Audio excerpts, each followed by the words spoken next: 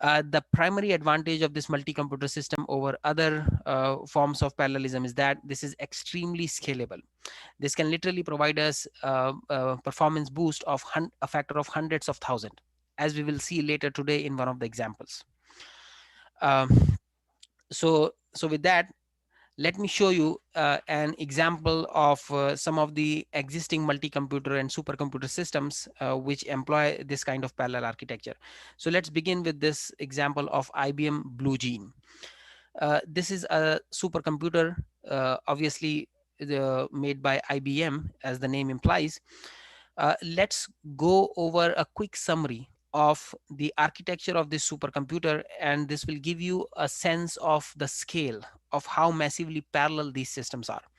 So the chip, each chip that is used for building this massive parallel system, it has basically 4 processors and it has 8 MB of L3 cache on it. So this is a chip. A card will have basically one chip. So one chip has 4 CPUs, and then it will have 2 GB of RAM. So think of this as the main memory. A board in the system basically consists of 32 cards, right? So this is one card. We have now 32 such cards in a board.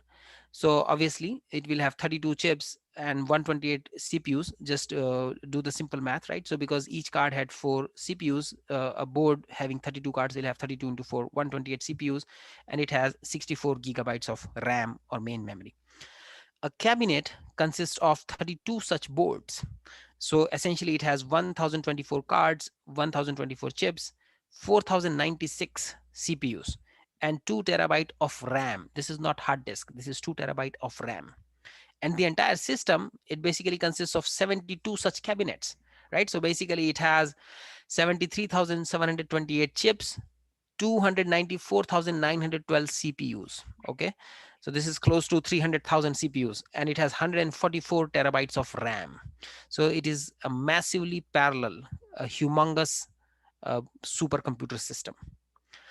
Now, when this was conceived, when this project was conceived, I think in 2000 or 1999, somewhere around that time, the goal was to build a system that could help carry out certain computations for life science research.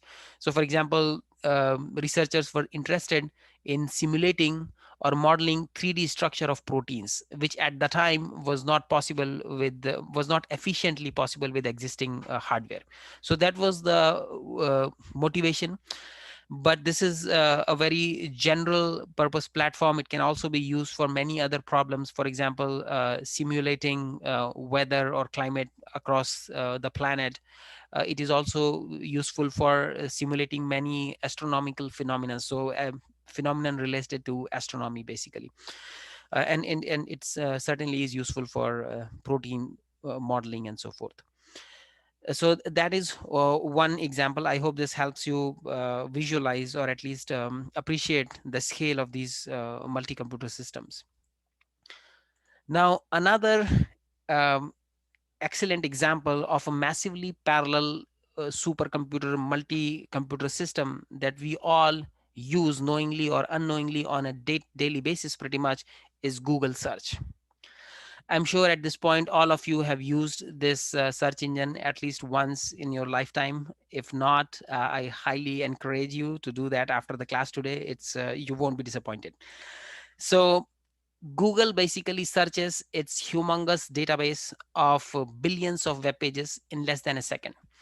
Essentially, anytime you type a query, you would note that the this Google search engine, it comes back to us with a very relevant response, and typically this response takes just 0.5 to 1 second. So an obvious question is, how does Google manage to search through these billions of web pages in less than a second and give us the response? So just to put things in perspective, there are more than 50 billion web pages on the internet today. If you just have one computer to search through all these pages sequentially, it probably will take days or months, maybe more, to parse through all of this data and get back to you with a relevant response. Still, this search engine is able to do this in less than a second. So this is a magnificent feat. Now let's see how Google is managing this. So essentially, Google has several data centers across the world. When you type a query on the search engine, your request based on your IP address would be routed to the closest data center. So this is closest geographically to your location. So, well, basically this helps in multiple ways. So first of all, by routing your request to the closest data center, they're reducing the latency. The delay, the signal propagation delay is reduced. That's one. The other thing is this also sometimes helps with load balancing across data centers. Now, that is not the only purpose of having multiple data centers. Replication and redundancy is another purpose here. So for example, if one of the data centers goes down because of maybe power failure or some other catastrophic event like an earthquake or some storm, then still the data would be available in other data centers across the world. So that's another idea here. So every data center is basically connected with multiple high speed fiber optic connections. This is to ensure speed, and also typically every data center will have connections from at least two service providers to make sure that if one of them goes down, the data center is still accessible through the other service provider. Uh, so with that quick background, let's try to understand how our queries are handled and how Google searches through these billions of web pages and formulates a response for us. So this picture over here presents a quick summary of steps that are taken once we type a search query on Google search engine. So the first step is, as soon as the query is received, it would be routed to the closest data center geographically located. After this, the query is received by a load balancer at this data center. The load balancer, based on the load which is currently present at various query handlers, will route your query to one of the query handlers. And in parallel, this query would also be forwarded to a spell checker and an ad server. Now, the query handler will perform these steps. It will basically look up these index servers. So you can think of these index servers as servers that have a list of all possible words, all the words that appear anywhere in any document across the World Wide Web. Those are present here. Okay, so let's assume that we have this dictionary order of all the words present across the web. Now, each entry of the word, let's say we look at this first entry, will basically have a list of all the documents that contain this word. So this list would be in page rank order. I think many of you would know that PageRank is a proprietary algorithm which is used by Google in for formulating these search results. So essentially, in the PageRank order, the list, this entry for each word would contain all possible documents, right? So every PDF, every Word document, every HTML page or PPT, wherever this word appears across the web. So those document identifiers would be listed here. Uh, so we look up these index servers, and corresponding to the search terms, the keywords in our search, some relevant document identifiers would be returned. So for example, let's say you are searching for digital camera, right? So essentially, we will look up two entries here. We'll look up an entry for digital, and then we'll look up for an entry for camera. Also make sure, well, I am explaining this in a sequential fashion, but this index servers, they would be looked up in parallel, right? So you won't first wait for looking up digital and then camera. Both the terms would be looked up in parallel. And actually there are hundreds of machines that are working in parallel for even a very simple query like this. Once we have these documents from the index servers in the page rank order, these would be returned. And then depending on the Boolean properties of the query, these documents would be combined. So essentially, for example, we will retain only those documents that contain both the terms. Okay, so for example, maybe there is a document which is very relevant, highly ranked in the entry for digital, but it does not have the word camera. So that document would be discarded. Okay, because you are looking for both these terms, digital, camera.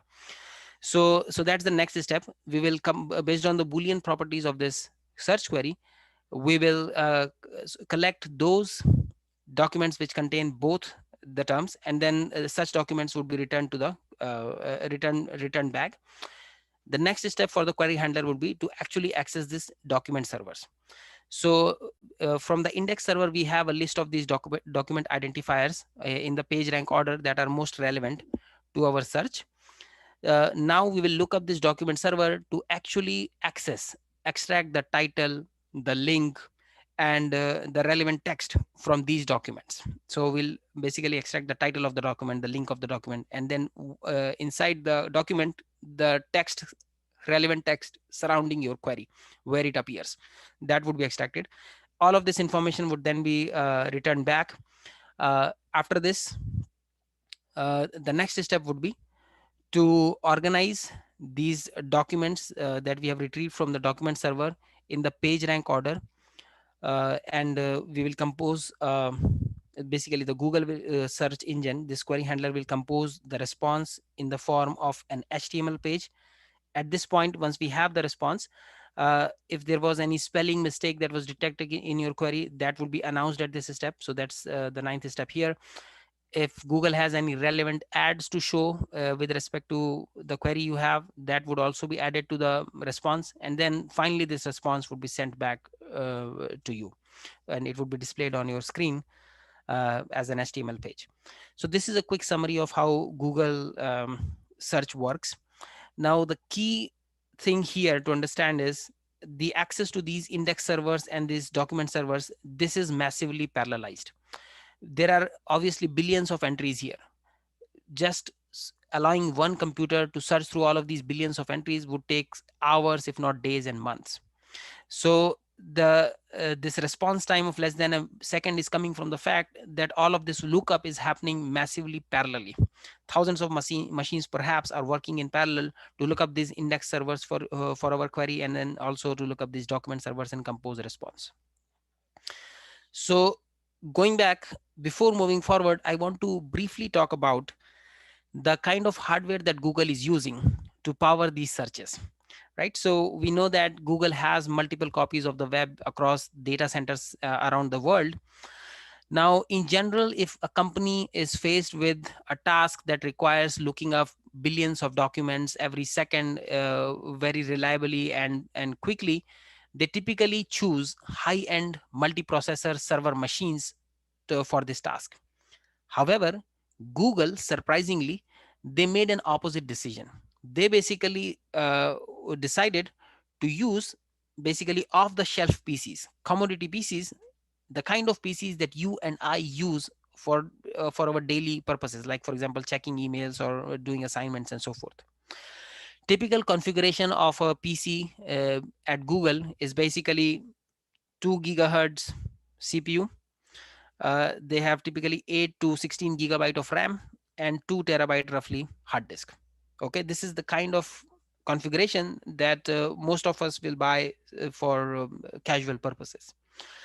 Now, obviously, you might wonder, why did Google do this, right? Why did they not go with high-end server machines which have greater performance?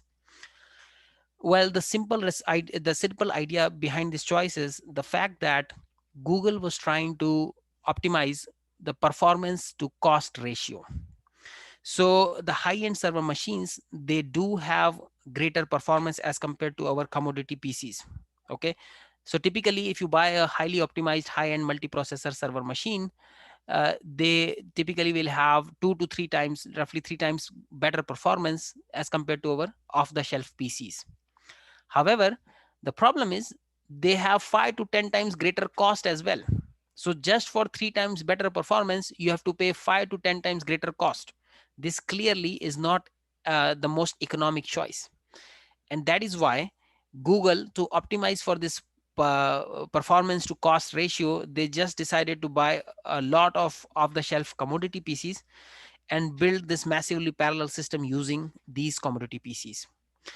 Another associated consideration here is the failure rate. So typically these commodity PCs that we buy, they have a greater failure rate as compared to the high-end server machines. But that does not really matter for Google, because if you buy, let's say, a high-end server machine, let's say it will typically have a failure rate of 0.5% every year. As opposed to that, this off the shelf PCs, they typically have, let's say, so Google has experienced a failure rate of 2% with these. So whether the failure rate is 2% or 0.5%, it doesn't really matter, because essentially it boils down to the fact that Google's software needs to be fault tolerant. So as long as you're writing code that can work with faulty hardware, sometimes it doesn't matter whether your hardware is failing 2% per year or 5% per year. It's the same software. Okay. And so it still makes economic sense to buy off the shelf PCs for Google. If there are no questions, that brings us to an end of our discussion for parallel computer architectures. We will now briefly talk about some practical considerations with respect to performance that can actually be achieved with multiprocessor programming, parallel programming basically. So let's begin with a discussion of Amdahl's law for parallel programming addition. Recall, we have already talked about the Amdahl's law in the video lecture. I would quickly remind you what this law was. So recall that the Amdahl's law say, let's say we have this task, and let's assume that this task can be divided into two parts, right? So let's say this is fraction P from here to here, and let's say this is fraction 1 minus P of the program. Let's assume that this fraction 1 minus P is, it cannot be optimized. Okay. And let's assume that this fraction P, this can be optimized using some hardware techniques. Let's further assume that this optimization in this portion P of the program or this task can speed up the execution of this portion, just this portion, by a factor of S. In that case, the overall speed up that is achieved for this task is given by the expression S divided by S plus, I'm sorry, S divided by P plus S into 1 minus P. So we have already seen this in one of the previous video lectures. Okay. So today we will be using this expression for deriving the parallel programming addition for the same law. Okay. So let's go back to this task here. Let's say this is our task. And now for the parallel programming addition, let's assume that this task can be divided into two parts, again, portion P and portion 1 minus P as shown here. But let's assume that this portion 1 minus P is strictly sequential. Okay, so it can only execute on one CPU at a time. It doesn't matter how many CPUs you have. And this portion P, this is perfectly parallelizable. Okay, so PP is perfectly parallelizable. So what I mean by that is, this portion P, if you have n CPUs, it can be divided equally between these n CPUs such that every CPU operates upon 1/n of the task and in parallel simultaneously with other CPUs. So essentially what that means is, originally if it took us time t to execute this portion P of the task, with n CPUs it will only take time t divided by n. Okay, so in other words, with n CPUs, the speed up that we have achieved for executing this portion P of the program is a factor of n.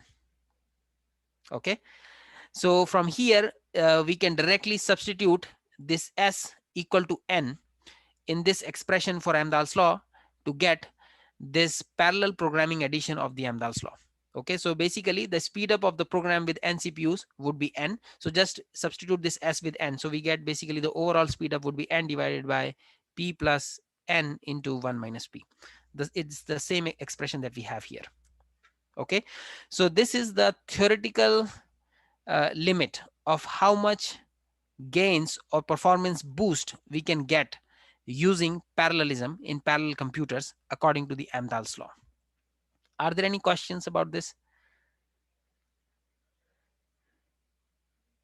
So if we have n CPUs and let's say a fraction P of our program is perfectly parallelizable, another fraction 1 minus P is not parallelizable, then the overall speed up we can get for this program by executing it on n CPUs is given by this expression over here. All right, so I said that this is the theoretical max that is predicted by the Amdahl's law. However, the Amdahl's law has some limitations. The theoretical max that is predicted by the Amdahl's law, it is not typically achievable in practice.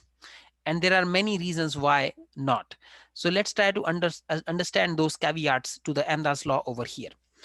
So this picture over here, this shows the performance for some of the test programs which have varying degrees of amenability to parallelization.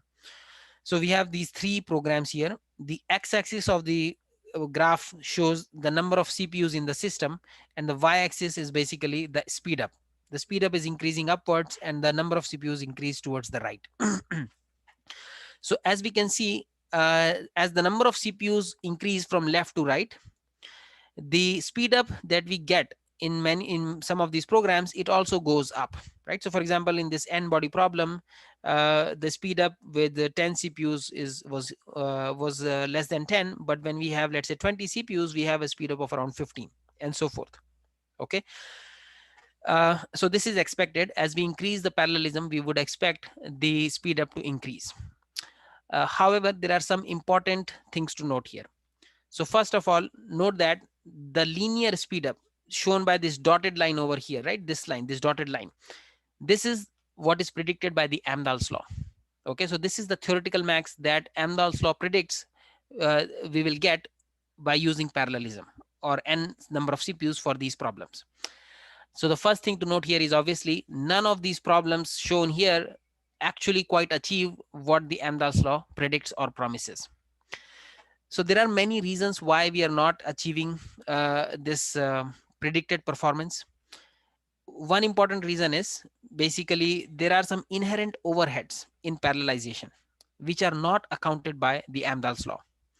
Let me give you a very simple example to help you appreciate what these overheads might be. Now, this is a very simple example. There are more complex overheads, but we don't need to worry about that here.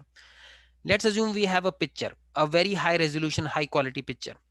It has some objects, right? So let's say we have a sun here, and let's say we have a house over here, and we also have a person standing somewhere. What we want to do is we want to calculate or compute the total number of the distinct objects in this image. Okay, so right now we can see there are only 3 distinct objects, but let's say it's a huge image and we don't know how many distinct objects are there, and we want a computer to count the distinct objects for us. So to increase the performance or speed up this process, what we have done is we have divided this image into 4 parts. And let's say we delegate CPU1 to work on the first quadrant of this image, basically this part over here. We delegate CPU2 to count the number of objects in the second quadrant. CPU3 would be counting the number of objects in the third quadrant here, and CPU4 will be counting in the fourth quadrant. Okay, so let's see what they will find. So CPU1, it will process this part of the image and it will find that there are 2 objects, right? So it will find this portion of house here and the head of this person. So it comes up with 2. Now CPU2, it will also find 2 objects in its portion, right? So there is this person and there is this house. So again, it finds 2 objects. CPU3 will just find 1 object, just this house, this portion of the house. And CPU4 will find again 2. It will find the sun and this house. So it also finds 2 objects. Now, obviously, all of these CPUs have just counted the objects in fractions of the image. So to get the final answer, we need to collect these numbers and add them together. Okay. However, the problem is if we just naively add these numbers, right? So if we add 2 plus 2, 4 plus 1, 5 plus 2, 7, we'll get 7 objects in this image. But obviously, this is not the correct answer. We only have 3 objects, and there is a lot of double counting that is going on by these CPUs. So to arrive at the correct answer, these numbers, they cannot be naively added. There needs to be some post processing to combine these numbers intelligently so that we can do away with the double counting. So this post processing is not accounted for the Amdahl's law, and this is an extra overhead to this parallelization of the problem. Okay, so that is one simple example, but there are other such inherent overheads in parallelization which slow things down and we don't quite achieve what Amdahl's law promises. uh, there are some other issues with using the predictions of Amdahl's law. Basically, not all the problems are equally friendly to parallelization. Some problems are inherently sequential. They have a lot of overheads associated with parallelization, and it just makes more sense to solve them sequentially or using fewer processors. So for instance, in this picture over here, this n body problem is an excellent example of a problem which is friendly to parallelization. So as we increase the number of CPUs, the speed up keeps going up. Similarly, this second example of a Wari problem, this is also, well, this is somewhere in between. This initially it sees significant improvement in speed up with increasing CPUs, but as the number of CPUs increase, the speed up begins to flatten out. However, this is skyline matrix inversion problem. This is not very friendly or amenable to parallelization. Initially, as we increase the number of CPUs, the speed up increases. However, after a certain point, the speed up actually starts going down as we increase the number of CPUs. And this is happening mainly because there are significant overheads in this problem. So increasing the number of CPUs, increasing the parallelization only increases the communication and other overheads. And so the speed up keeps going down. So these kinds of problem dependent or problem specific features are not accounted for by the Amdahl's law, and that's why that's another reason that we won't always see the gains as promised by the Amdahl's law. The third important thing to realize as a limitation of the Amdahl's law is that the Amdahl's law doesn't really account for the size of the problem. Okay, so what does that mean? Let's assume that we have a scientific simulation. Okay, so there are two portions to this program. Let's say there is initial process of initializing this simulation, and then there is the actual simulation that happens after that. Okay, let's assume this initialization portion, this is sequential. Okay, and let's say this takes 10 seconds. So we are reading some data from the file and setting up some variables and constants for the simulation. Once this sequential portion is taken care of, let's assume that this simulation part, this is actually parallelizable. So this is, let's say, perfectly parallelizable for simplicity. Now, if we are running this simulation for 90 seconds after the initialization of 10 seconds, 90% of this program is parallelizable. Okay, so the parallelizable portion P in our formula in the Amdahl's law is 90% or 0.9. However, this can change depending on the length of the simulation. Next time, let's say instead of 90 seconds, we decide to run this simulation for 190 seconds. So now the initialization part may still be take 10 seconds, but the simulation, which is the parallelizable part, that is running for 190 seconds. So now the parallelization portion, the parallelizable portion of our program has gone up to 95%. But the Amdahl's law is unaware of this changing size of the problem. Okay, so this is another caveat to keep in mind when using the Amdahl's law. It is not aware of, or it does not account for the size of the problem or the input size. So because of these several reasons, the predictions that we get for performance enhancement from the Amdahl's law are not, they don't actually translate exactly in the real performance gains we see in our systems. Let's now think about some practical considerations with respect to writing programs for our multiprocessor systems. So you see, most of the CPUs that we get in the market today, they have real parallelism. They have multiple cores. So we have quad cores, oct cores coming out. So these are processors which have 4 or 8 CPUs. So they have true parallelism. But the problem is, to exploit this real parallelism in the hardware, our programs need to be written in a parallel or a multi-threaded fashion. By default, the programs that you have been writing in your computer science study here so far, they are all mostly sequential programs. So sequential single threaded programs, they can only run on one processor or one core at a time. It doesn't matter how many cores your underlying hardware has. And therefore, it is an important consideration how to write software that can actually make use of the parallelism that exists in the hardware. Okay, so that is what we are going to think about here. So how do we make writing parallel software easy, so that everybody can write such programs and we can use the actual parallelism in our hardware? Now there are many different ideas here. Let's start with this, the top one here, right? So the first idea is, now this is just a thought exercise. Can we have somehow compilers parallelize our program? So the idea is that we programmers, we as programmers, let's say we are lazy, we don't want to spend the extra time and effort parallelizing our programs, so we are comfortable writing sequential programs, we continue writing the same kinds of programs. But then somehow the compiler can have intelligence and it can translate our programs into equivalent parallel versions. Well, if that was possible, that would be fantastic. But unfortunately, compilers do not have that kind of capability. The problem is the compilers are not aware of the purpose of the program, right? They don't understand exactly logically what the program is supposed to do.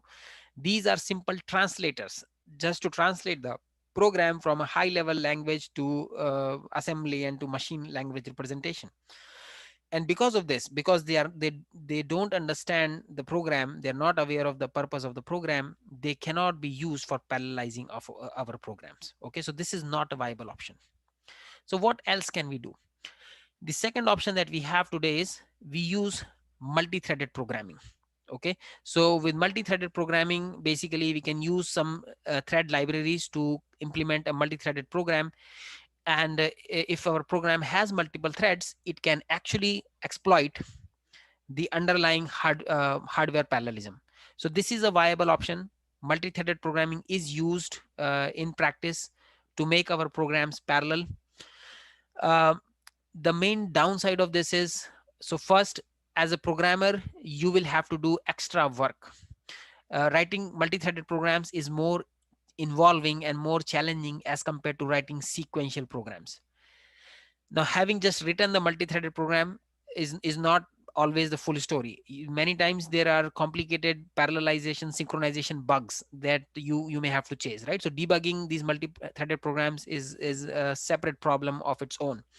So all in all, writing multi-threaded programs, it requires significantly greater manual effort by the programmer. So that's the main downside of this. This is a viable option, it is used in practice, but it requires much greater manual effort. Now, having said that, the associated advantage of multi-threaded programming is, so first, it does allow our programs to run parallelly on multiple processors. So if your program has, let's say, 4 threads, the 4 threads could run on 4 different CPUs in parallel. So true parallelism is possible. The second advantage here is it is great, it is much more manual effort, but the benefit of that is you have a lot of control over your parallel implementation of the program. You can control what portions of the program run in parallel and which run sequentially. So that's the advantage here. uh, if you want to eliminate some of the extra manual work that you are doing with multi-threaded programming, the third option you have is to use some libraries that are specific for parallel processing. So you want to run your code on, let's say, a supercomputer, right? But you don't want to spend time writing multi-threaded or other parallel implementation for this program. So what you can do is, many supercomputers actually provide, they have published libraries. So for example, IBM has some parallel programming libraries that you can use. There are also some supercomputer parallel libraries by Cray and so forth. There are others. So you can use one of these libraries, import them, inherit them in your programs, and call functions from these libraries.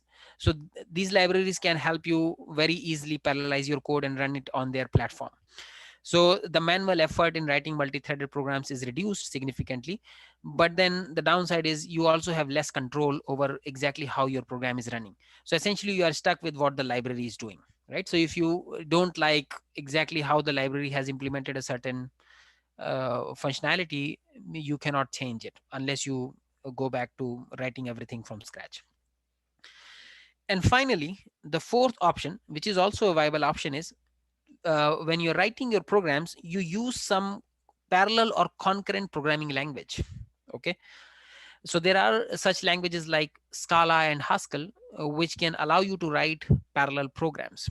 So these languages are different from our traditional sequential languages in the sense that in the syntax of the language itself, the language allows you to specify what portions of the program can be executed in parallel as parallel processes or parallel threads.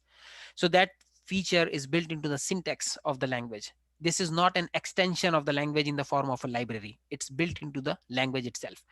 So these languages are a great way of writing programs for parallel programs for parallel architectures.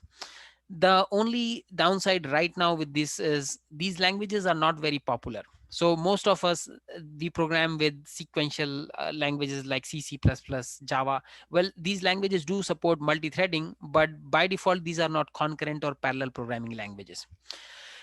So that's the main downside. These Scala, Haskell, these other concurrent programming languages are not very popular. That's the main drawback.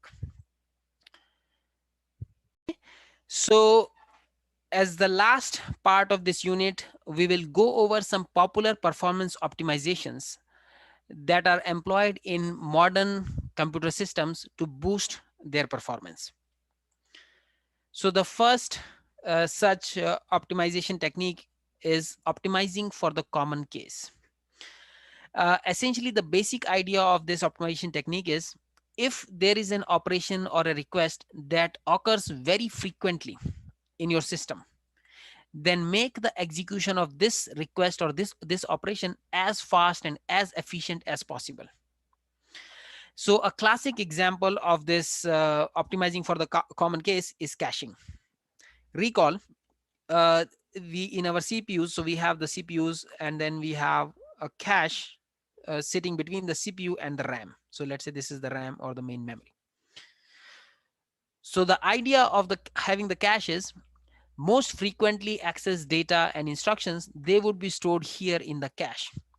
So cache is an extremely fast piece of memory that sits between the CPU and the RAM. If a piece of data that the CPU is looking for is present in the cache, the CPU can get it from the cache, the faster cache, and it doesn't have to access the slower RAM. That's the idea. Okay. So the way this works is, let's say the CPU is looking for a value of X. It will first check the cache. If it is present there, we can simply return X from the cache. No need to access the RAM. Okay. And let's say it takes time C to access the cache. And let's say it takes time M to access the main memory. Now, in general, we know that C is much, much smaller than M. So accessing the cache is much, much faster than accessing the RAM. So well, accessing the popular data that is present in the cache, this is very fast. However, let's see what happens when CPU requests for a data item which is not popular so far, and let's say a piece of data Y, which is right now in the RAM, it's not in the cache. So the CPU again will go first check the cache, is Y present here? Now it's not here, so this is going to be a miss. So we now access the RAM and get the data from here, right? So it will take time. First, it will take time C to access the cache. And then when there is a miss, it will take additional time M to access the RAM for this data item Y. Okay. So the total time it takes to access Y would be C plus M. As opposed to this, what would have happened if there was no cache?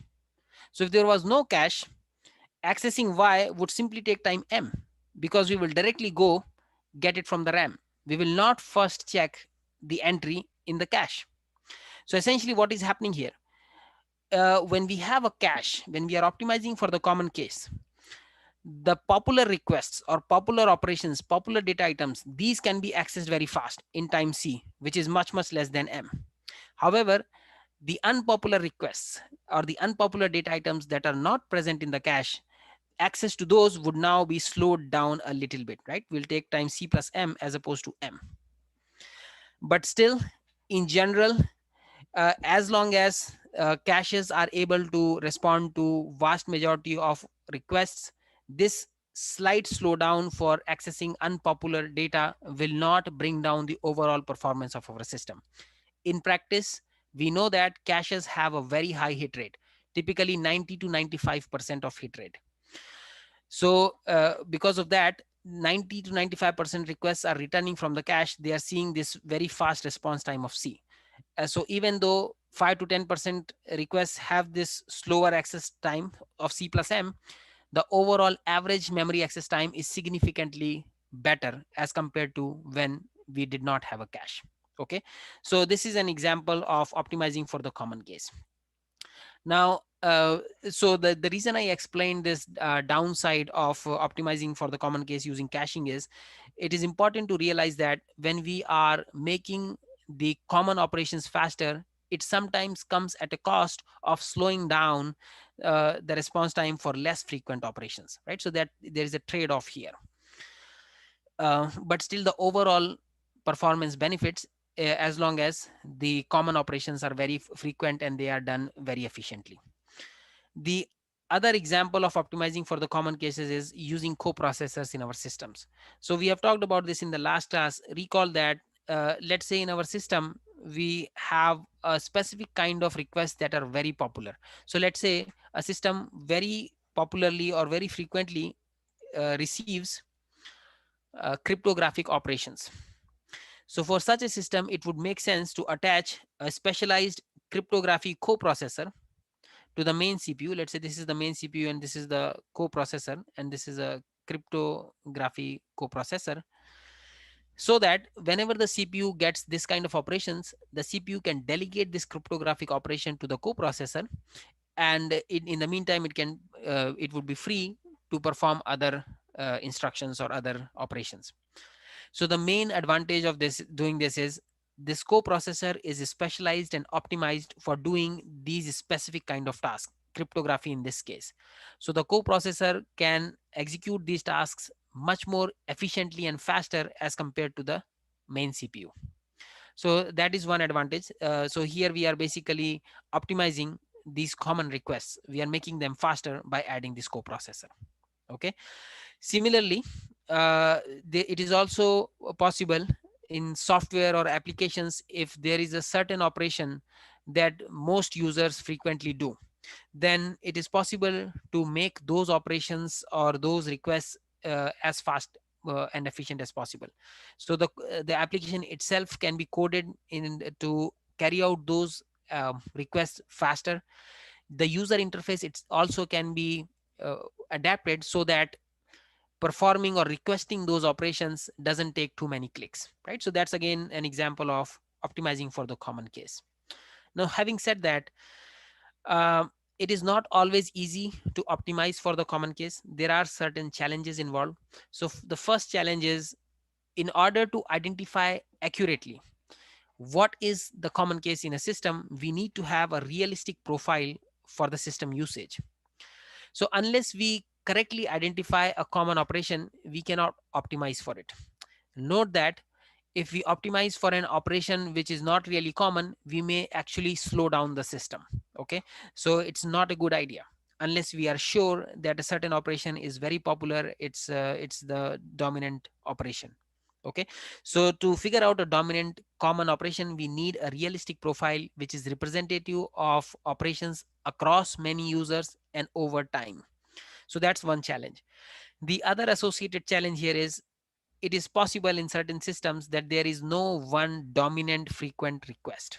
Okay, so in such systems you cannot apply this kind of optimization. You just have to do with other optimizations that we'll talk about subsequent. So the next performance optimization that is employed in our modern systems is increasing throughput by hiding latency. Now the basic idea here is, um, we don't necessarily need to wait for one operation to completely finish before we can start executing the next operation. Okay, that's the basic idea here. And a classic example of this is pipelining. So recall in our 5-stage pipeline, and a pipeline, right? Let's assume that we have these instructions. Let's say we have add, subtract, and let's say load word and so forth. So this add instruction will basically go through the 5 stages of the pipeline. Let's say instruction fetch, decode, execute, memory access, and then it will write back. When this add moves on from fetch to decode, this subtract instruction here can start fetching, then it will do decode, execute, memory access, write back. Similarly, when this add instruction moves on from decode to execute, the subtract will move on from fetch to decode, and then this load word can start fetching here, decode, execute, memory access, write back, and so forth. Okay. So note that in this case, we are not waiting for this add to finish before we start executing the subtract, right? So if these are clock cycles here, 1, 2, 3, 4, and so on, the add instruction finishes here in cycle 5, but we start executing the subsequent instruction, the subtract instruction, in cycle 2 here, right? We start executing load word, the subsequent instruction, here in cycle 3, and so on.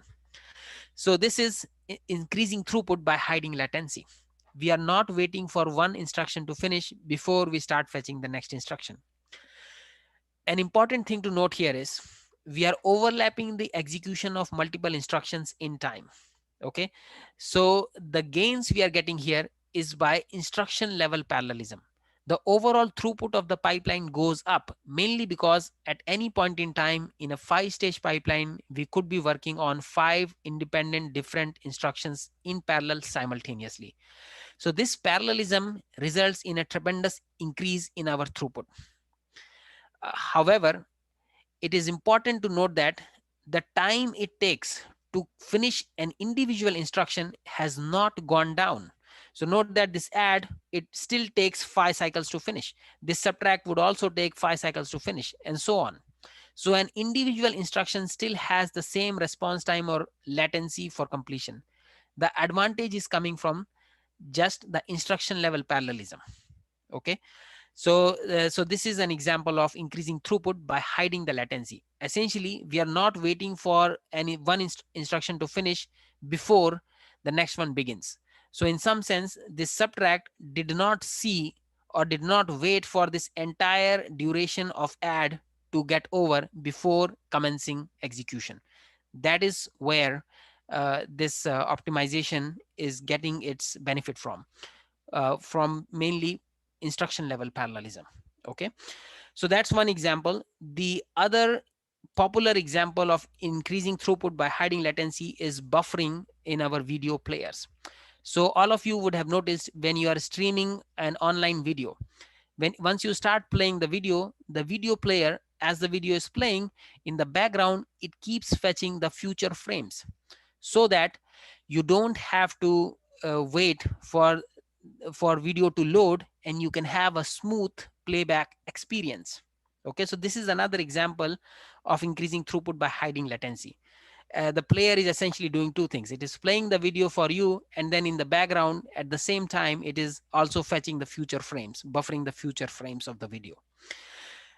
So having seen those examples, well, applying this optimization technique is not always easy. It has its own challenges. The main challenge here is increased complexity and coordination. So recall, in our 5-stage pipeline, when we converted the single cycle ANA data path into the 5-stage pipeline, we had to introduce these extra 5, basically extra pipeline registers between these 5 stages. Okay, so that the stages can communicate with each other. The results of one stage can be fed into the second stage, and so forth. So that is an example of increased coordination overhead. So this is increased communication or coordination overhead. Similarly, uh, when we came up with the pipeline implementation, we saw that we now had these additional challenges in terms of data hazards due to dependent instructions, and control hazards because the branches are resolved much later in the pipeline. Okay, so in order to take care of these hazards and make sure that we still do not end up with inconsistent results, our decode stage needs to have increased intelligence so that it can stall the instructions at appropriate stages for appropriate time. Also, if we don't want to stall the pipeline or we want to reduce the stalls, then we need additional intelligence in the form of data forwarding, right? So all of this additional intelligence to make pipelining work correctly is actually an example of complexity, increased complexity in this optimization technique. So these are the challenges associated with increasing throughput by hiding latency. So the next optimization technique, which is also pretty popularly used, is reducing response time via concurrency. So the basic idea here is, let's say we are given a task. So the idea is to break down this task such that each part of this task can be executed by a different processor or a different CPU, and multiple CPUs can execute these different parts simultaneously in parallel, so that the overall time it takes to finish this task comes down. Okay, that is reduced. So that's the basic idea. Let me give you a very simple example to help you appreciate this. Let's say we have a large array of numbers, right? Let's say this is an array, and this array has, let's assume it has a million numbers, right? So let's say there are these million entries in this array, all the way from 0 to 10 to the power 6 minus 1. Okay, what we want to do is we want to add all these numbers and figure out the sum. Okay, now if you have just one CPU, let's say we just have one CPU, it takes, let's assume, 1 second to come up with the sum. Okay, and let's assume that the total sum is S. Now we can obviously very easily break down this task into multiple tasks and allocate it to multiple CPUs, right? So for instance, let's say we have now two CPUs, let's say CPU 1 and CPU 2. A straightforward way of parallelizing this would be, so let me just simplify this picture a little bit. So what we can do is, let's divide this array into two halves. Okay, CPU 1 is working on adding the left half of the array, and CPU 2 is working on adding the right half of the array. Let's say CPU 1 comes up with the sum S1, and CPU 2 comes up with the sum S2. The final answer S is basically S1 plus S2. Now this is the result that we are looking for. Now, roughly speaking, if if one CPU took 1 second to add all the million numbers, CPU 1 will take roughly zero point 0.5 seconds, and CPU 2 will also take roughly 0.5 seconds to add half of these numbers. Okay, and after this, performing this one more addition, S1 plus S2, this will just take one or two more clock cycles, a few clock cycles basically. So essentially, the original task of adding these million numbers, which took 1 second with one CPU, can now be finished in roughly zero point 0.5 seconds, right? Half the time. So this is reducing response time via concurrency. Now, this technique is very popularly employed by many search engines. So we just now talked about Google search engine. We have seen that the search engines have billions of web pages that are indexed. Whenever we type a query into these search engines, they need to basically look through these billions of web pages and come up with a response, typically in less than a second. Now, if we just had one computer looking through all these billions of pages, it will take days to come up with a relevant answer. But still, how are these search engines able to respond in less than a second? Well, as we saw, essentially thousands of computers in the data centers are working in parallel to look up these billions of documents, so that a response can be composed in less than a second. So the original time, the sequential time, would have been days or months. That has now been brought down to less than a second by using this simple reducing response via concurrency, this technique. Now, besides that, essentially any parallel software that you write for a multi-core or a multi-processor machine, it is actually reducing response time via concurrency, because it divides the original task among multiple processors which are executing on this in parallel. So it will bring down the total latency or response time of the original sequential task by employing this concurrency. So that's another example. Now, having said that, again, this technique also has its own challenges. So the first important challenge here is, it is not straightforward to write parallel software. So by default, writing a sequential program is much easier as compared to writing an equivalent parallel version of the same program. So there are many more correctness issues, there are synchronization issues, there are issues with the data and memory sharing and so forth, which one needs to take care of. Also, the parallel version of the algorithm, it's not always easy to come up with or devise. So it is usually easier for us humans to think of carrying out a task or devising an algorithm which is working on a problem sequentially. That's easier to visualize. Visualizing an equivalently correct parallel solution for a problem, it is more challenging. So that's the first challenge here. The second challenge is basically, many times there are algorithmic limits. So some problems or some applications, they are inherently sequential, they cannot be parallelized. So there are these algorithmic limits which limit the applicability of this reducing response time via concurrency. Now, another popular optimization technique that is used in practice is increasing throughput via concurrency. Now, this is very popularly employed by many web services. So the basic idea here is replicating a content or a computer system such that multiple requests can be handled concurrently through these replicas. So let's take a very simple example. Let's say we have a web server, and let's assume that this web server can serve 1,000 requests per second. Okay. Now let's further assume that the content this web server is serving, it is very popular and it receives 3,000 requests per second. Okay. Now obviously the capacity of the web server is only 1,000 requests per second, so it cannot handle 3,000 requests per second. So what we can do is we can replicate this web server. So instead of having just one server machine, we can install two additional server machines. So let's say this was machine one. Now we have two more replicas of the same web server. We have replicated the content in two more servers. And let's assume these are also capable of serving 1,000 requests per second. So using this replicated system, we can now serve the original load of 3,000 requests per second. So this is the basic idea here. A few important things to note. First of all, note that the time it takes to serve each individual request has not gone down here. You see, if this web server is serving 1,000 requests per second, roughly it is taking 1 millisecond to serve one request.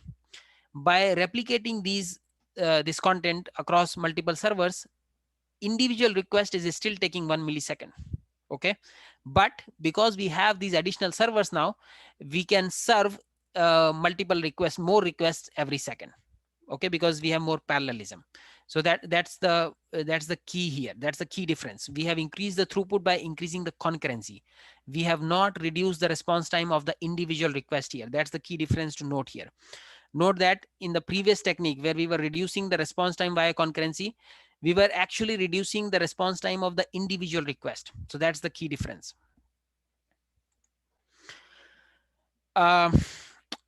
So the basic idea is very simple. However, again, there are some challenges associated with this technique. The first important and obvious challenge here is the cost of replication. So earlier we just had one server. So we just had to pay for purchasing the hardware of one server and maintaining and running just one server. Now we obviously have to pay for three. So there is increased cost. The other associated problem is consistency. So note that we have the same content replicated across these multiple servers. If for some reason this content changes on any of the servers, right? Let's say there is a change in this server copy of web server 3. This change needs to be propagated to these other copies on web servers 1 and 2 in a timely fashion, so that the users don't keep seeing an obsolete copy. Okay, so to maintain consistency, propagating changes in a timely fashion, that's another challenge in this optimization technique. Let's quickly talk about speculation, which is another performance optimization technique popularly used in various forms in our modern computer systems. The basic idea behind speculation is essentially we perform an operation in advance, even before the operation was actually requested.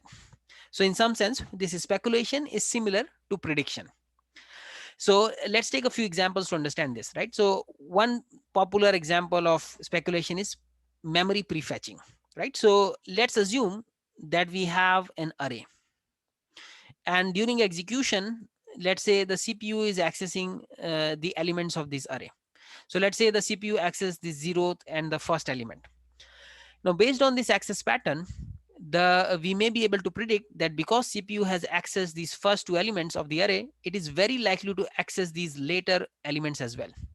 So even before these later elements in the array are requested by the CPU, we can prefetch them and place them into the cache, so that later on, when they are actually requested, the CPU will see a cache hit and it will not have to wait for accessing the data from the slower RAM. So this is an example of speculation by prefetching the memory. Now, obviously, there are downsides. There are both pros and cons of this. We'll come back to the cons a little later. Another example of speculation is branch prediction. So again, recall in our 5-stage ANA pipeline, we have this fetch, decode, execute, memory access, and write back. Okay, we have seen that whenever we have a branch instruction like a BEZ or the BGZ instructions, these lead to control hazards, because the problem is the branches are resolved in the memory access stage. So until this point, we do not know whether or not the branch would be taken. So the problem is the fetch unit doesn't know where the next instruction is coming from. Is it coming from PC plus 1, the sequentially next instruction, or is it coming from the target address of the branch? Okay, so this is the control hazard. Now, to eliminate the stalls related to this control hazard, we have seen that we can use branch predictions. So for example, let's say we predict that this branch is not going to be taken based on some prediction algorithm, and so we start fetching the sequentially next instructions at PC plus 1 and start executing them in the pipeline. Okay, so this will basically help us save some stalls from the control hazard. This, we have already talked about this branch prediction earlier. I'm just reminding the concept here. So the basic idea here is, the basic benefit is, if our prediction was correct, if our branch prediction is in fact correct, then we have saved some stall cycles, we have done useful work.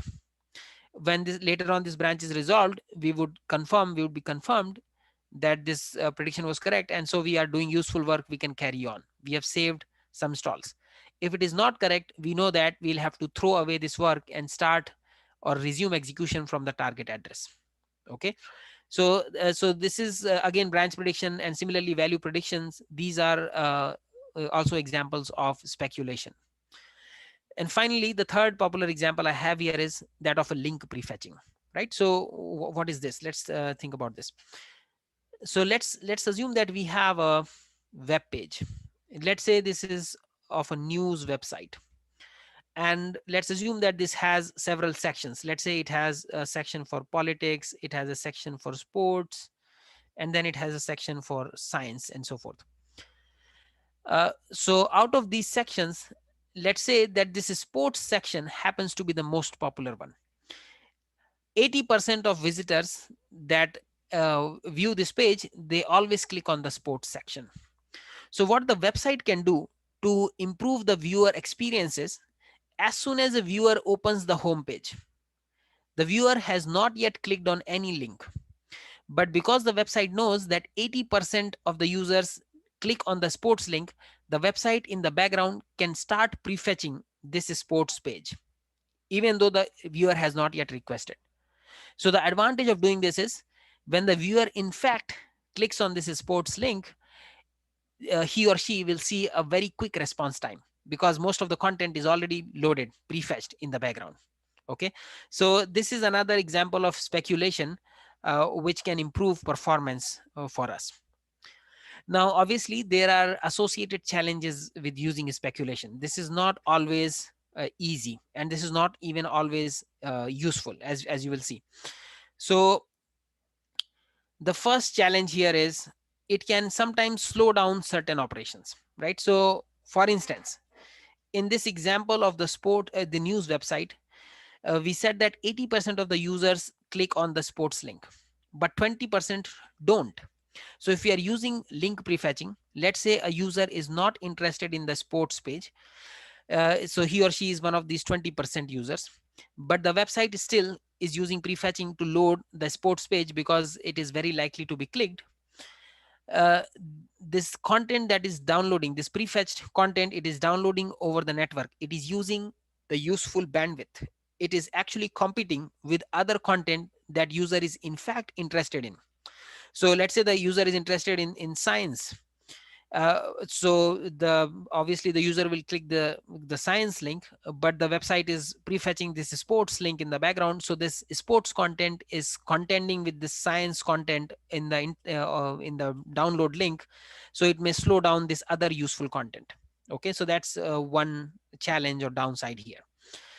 The other important challenge here is we may sometimes need to undo some of the mispredicted operations. So for instance, let's go back to our branch prediction here. So we have seen that the branches are resolved here in the memory access stage. Let's say we predicted that the branch will not be taken, and so we started fetching the subsequently sequentially next instructions and started working on them. Later on, it turns out that the branch is in fact taken, and so these instructions which we fetched and executed, worked upon, these were not or never supposed to be executed. So we now need to be able to throw away, undo the effect of these instructions, roll back, and resume execution from the target address. So this extra intelligence or this extra logic needs to be built into our pipelines so that they are able to roll back and undo the effect of mispredicted instructions. So this is again increased complexity. And finally, it is also important to be able to speculate at the right time and by the right amount. Okay, so how much and when is important. So let's go back to our first example of memory prefetching. So let's say that we prefetched these three items from the array and we place them in the cache. And let's assume that these three items are in fact used by the CPU. But still, if we prefetch them too soon, right? Let's say we bring them into the cache too soon for the CPU to use them. The problem is by the time CPU actually needs these values, they may already have been evicted from the cache because they got old. Okay, so even though our prediction was correct, we could not hide the cache miss for the CPU because these prefetched values were evicted. Similarly, if you bring these values too late, right? So let's say the CPU already requested this value, one of these values, and now you are prefetching them. There is no use because CPU already sees a cache miss. So the timing is very important. Similarly, how much data you are bringing in is also important. Now, let's say that you bring in these three values. However, it turns out that out of these three, only one is used. Let's say the first one is used and the other two are never used. So you are if you are prefetching very aggressively, you are actually diluting the contents of the cache. These three values that you brought in, the other two, these useless values that were not used, they would have evicted something else, perhaps useful, from the cache to make room. So if you are aggressively prefetching too much data, you are basically diluting the cache and essentially wasting the resources. So again, for speculation to work effectively, timing and content, the quantity, they're both very important. Let's work on the first problem on the class worksheet, which is basically asking you, let's say you are implementing a new program. Okay, so in this process now that we have gone through this exercise of performance optimizations, what various aspects of the application would you think about so that the performance of your application. So here are some simple and common performance optimizations that you can employ, right? So first of all, writing better code. Let's say you are tasked with writing a sorting program, right? So for sorting, obviously you can be lazy and maybe implement a simple order n square sort. But if you are concerned about performance, then I would recommend you go the extra step and implement an efficient n log n, either merge sort or a quick sort, right? So that this faster algorithm would help the performance.